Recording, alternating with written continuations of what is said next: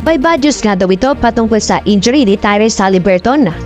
Well mga idol, kung hindi nyo pa nga alam ang nangyari, sa tapat kasi ng Boston Celtics pati na rin ng Indiana Pacers ay itong si Haliburton ay meron ngang hindi magandang nangyari sa kanya. Sa play nga ito ay makita natin na pag-drive niya ay nadulas nga sa mga idol at napasplit na itong si Tyrese. At sa pag-split ka nga mga idol ay may injury nga siyang nakuha. At ang injury nakuwang yan mga idol ay pinredict na rin ng mga Indiana Pacers announcer. Ganyan din halos ang mga sinabi ng mga NBA fans na hamstring injury ang ganyang nakuha. Ano pala hindi na rin sila nagkamali mga idol. Antay binalita din ni Shams Charania moments after, pati na rin ang Indiana Pacers na tama nga ang prediction ng marami na hamstring injury ang kanyang nakuha. And well mga idol, ang pinaka-bad news dito ay hindi nga daw maganda ang itsura ng injury ni Tyrese Haliburton. At kagaya nga rin ng ibang mga injuries ay meron ding mga level, may mga grades din itong hamstring injury. Kung saan sabi nga ng isang doktor sa Twitter na kung sakaling nakakuha si Haliburton ng grade 1 strain ay 1 to 2 weeks lamang siya mawawala.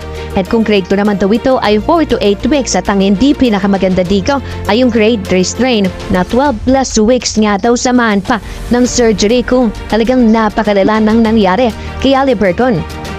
Ano ba ang sentimiento ng maraming fans ay it doesn't look good, the injury doesn't look good mga idol. At talagang din na kailangan pang buhatin itong si Tyrese Haliburton para lang siya mapunta sa locker room.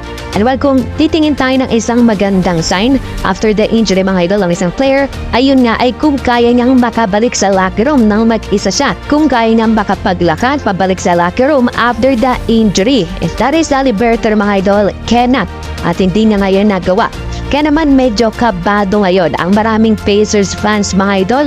Lalo pa naman na ang team ng Indiana Pacers ay parang si Tyrese Haliburton na ang opensa nila. They played through Haliburton most of the game mga idol. At kung nakita nyo na yung ating mga breakdown sa kanya, ay talagang siya nga ang nagpapatakbo. Kumbaga siya ang engine ng opensa ng Indiana Pacers.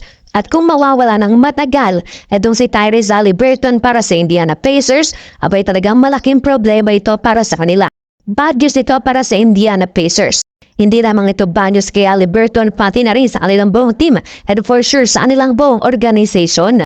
Yet let's hope for the best na labang para dito kay Tyrese Haliburton at sana sa pagbalik niya mula sa pagpapacheck up niya sa doktor ay may dala nga siyang good news na hindi ganun kalala ang kanyang hamstring strain injury at makabalik din siya agad sa Indiana Pacers. At higit sa lahat ay may pagpatuloy niya nga ang kanyang napakagandang season ngayong taon.